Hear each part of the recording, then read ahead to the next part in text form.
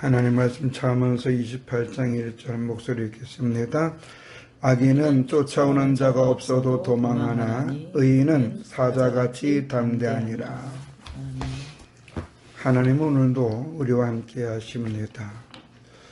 그런데 많은 사람들이 하나님의 함께 하심을 인지하지 못하고 단지 자신들의 그 주관대로 자신들의 열심대로 살아가는 것을 보게 됩니다.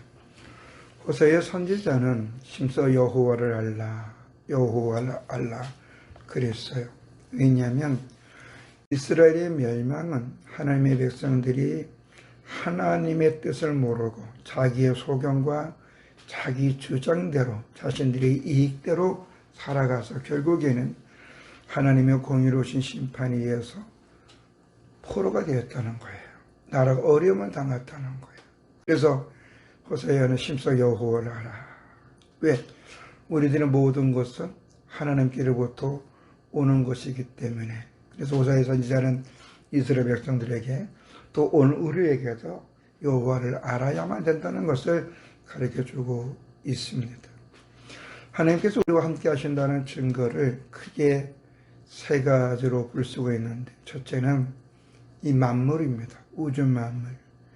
이 우주 만물은 우연히 발생, 빅뱅에 의해서 생명체와 이 우주가 존재하는 것이 아니라 창세기 1장 1절에 보면 태초에 하나님이 천지를 창조하셨느니라.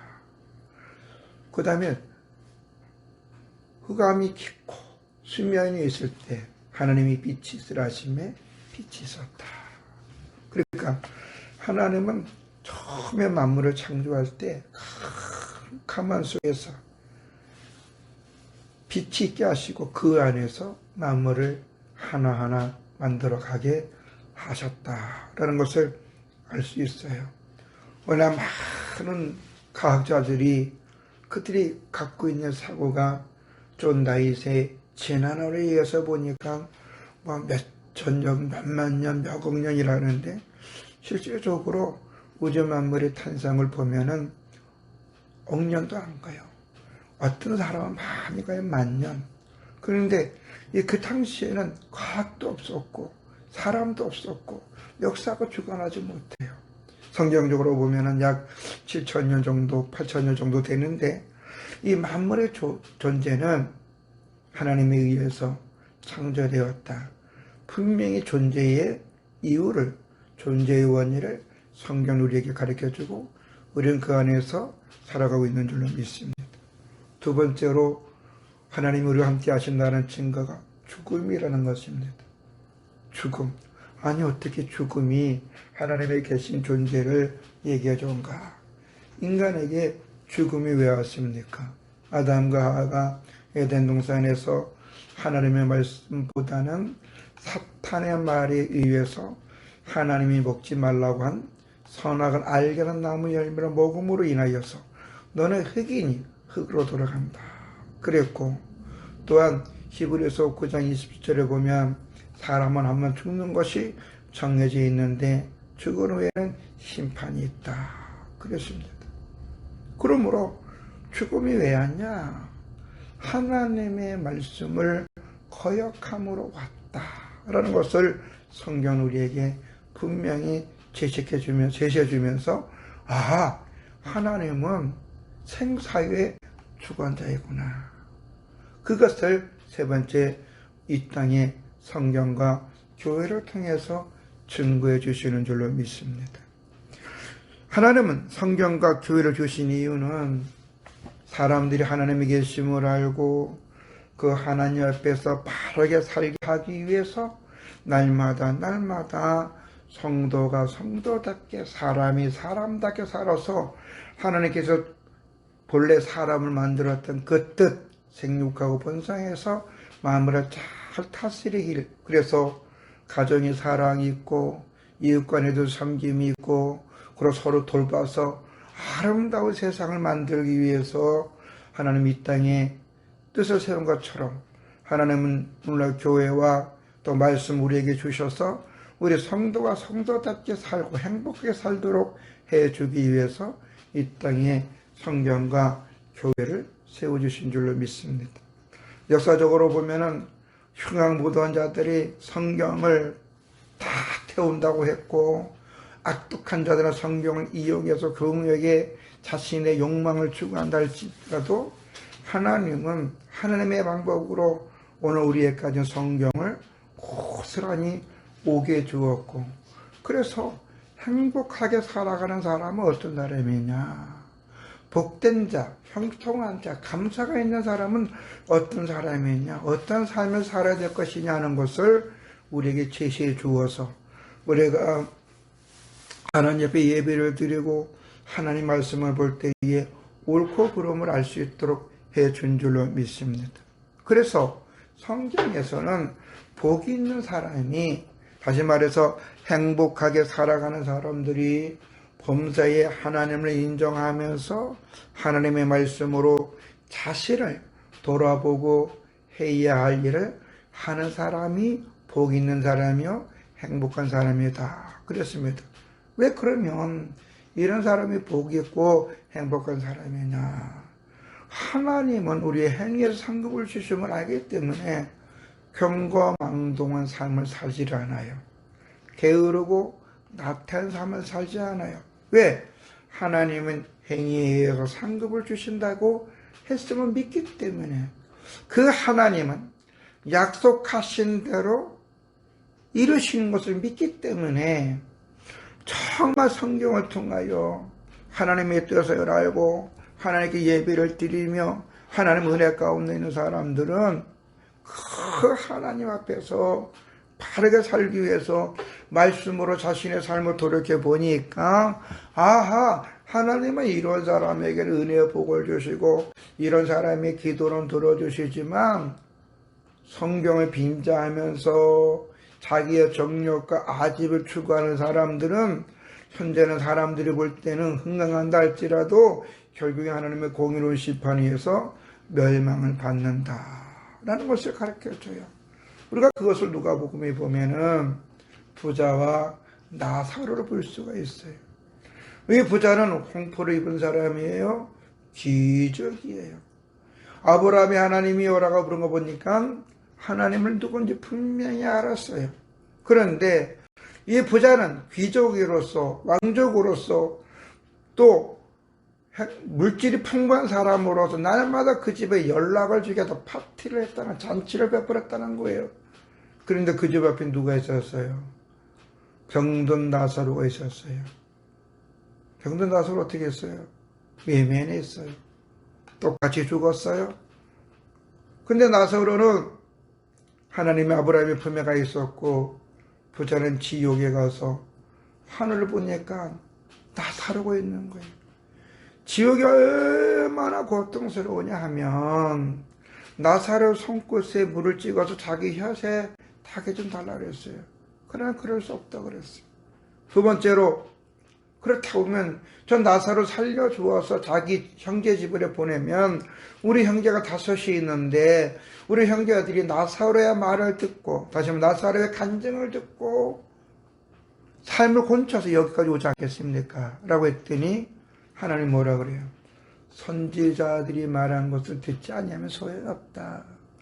다시 말해서 이적과 기적을 체험한 사람들이 아무리 간증을 해도 그거는 간증이다 이거예요. 우리를 하나 앞에 세우는 것은 하나님 말씀밖에 없다는 것을 얘기합니다. 그래서 복이 있는 사람은 누구예요? 하나님의 말씀을 듣고 하나님 말씀을 보고 하나님 말씀을 들으면서 믿음으로 살아가는 사람이 복이 있다라는 것을 요한계시록 1장 1절 3절에서도 가르쳐주고 있는 줄로 믿습니다. 오늘 본문에 보면은 뭐라고 얘기했어요? 악인은 쫓아오는 자가 없어도 도망하나 의인은 사자같이 담대하니라. 그러면 여기서 이 악인은 누굽니까? 악인은 다른 사람이 아니에요. 자기 감정대로 살아가는 사람이에요. 하나님 모르는 사람 아니에요. 은혜가 없는 사람이 아니에요. 나름대로 성경에 박사고 권능도 행하고 귀신도 쫓아내고 사람들에도 존경받는 신학자도 일 수도 있고 권사자도 있어요. 그러나 아담과 하와가 하나님의 말씀을 거역하여 하나님이 저녁에 그늘할 때 올 때에 숲속에 숨어 있는 것처럼 마음이 진짜 하나님 앞에 없는 사람들은 또 불안 속에 있다는 거예요. 초조 속에 있는 거예요. 이 세상의 모든 사람들은, 마음에 하나님의 은혜가 있는 사람들은 어떤 환경에도 다 담대합니다. 왜요? 하나님이 앞에 있으면 죽으면 죽으리라고 했던 그 위에 그 안희숙 믿음의 대선배처럼 일제 시대에서도 죽으면 죽으라는 믿음을 가지고 믿음을 지켰고 나라의 독립을 위해서 싸웠던 그런 분들도 있고, 사자굴에 들어가서도 담대하게 하면서 하나님을 찬양하는 사람이 있었고, 우리가 폴리카비라는 유명한 사람을 알고 있는데 모든 사람들이 다 복음을 위해서 순교를 당해도 담대하게 예수가 그리스도이심을 증거하고, 사람을 언젠가 한번 죽고 죽으면 심판이 있는데 예수를 믿는 사람은 천국 가고 예수를 믿지 않는 사람들은 지옥 간다는 사실을 알기 때문에 어떤 경황 속에서도 담대하다라는 거예요. 그런데 하나님은 때로는 당신의 택한 백성이 당신의 말씀에 순종하지 않을 때에 뭘 줘요? 연단이라는 걸 줘요. 고난이라는 걸 줘요. 고통이라는 걸 줘요. 그래서 연단과 고통을 당할 때 많은 사람들 중에 그걸 극복하지 못해서 정신적인 그 스트레스 때문에 자살하는 사람도 있지만, 어떤 사람은 하나님의 계심을 이룰 수 있겠습니까? 하나님의 계심을 이룰 수 있으면서 나중에 그들이 그 어려움과 고통 속에 하나님을 찾아요. 근데 재미있는 거는 그 평상시에는 하나님 말씀대로 살지 않았던 사람들, 하나님 무엇이 합당한 삶을 살지 않고 자기의 정력과 아집 속에 살았던 사람들이 고난과 고통, 자기 힘으로 해낼 수 없는 어떤 끔찍한 일을 당할 때 하나님이 계시면 이런 일을 할 수 있습니까? 라고 했던 사람들 중에 회개해서 하나님의 은혜 가운데 회복이 되어서 오히려 그들의 그 고통과 아픔이 다른 사람들에게 하나님의 계심을 증거하는 그런 계기가 되는 것도 보았습니다. 배우 정운택이는 사람이 이제 목사가 됐는데 한때 배우로서 잘 나갈 때는 좋았대요. 친구와 또 두사부일차와 뭐 또 보니까 재미있는 그 코믹 담당을 많이 했더라고요. 또 깡패 역할도 많이 했고, 그런 배역을 하면서 나는 나름대로 인지도도 있고 잘 나갈 때에 술 먹고 또 그 세계에 속고 살았다는 거예요. 그래서 2015년도에 술 먹고 그 대리기사를 폭행한 것이 치사가 돼서 이제는 오고 갈 데 없고 그렇게 된 거예요. 나쁜 이미지가 생겼어요. 그러는 가운데 술을 먹고 자살해 죽으려고 어떤 공사 중대했던 그 건물에 올라가서 이럴 때 전화가 왔다는 거예요. 경찰서에서 조사받으러 오라고. 근데 죽으러 가는 사람이 그 전화 받겠어요? 그 전화 받은 게 경찰이라서 오라, 그 소리가 갔다는 거예요.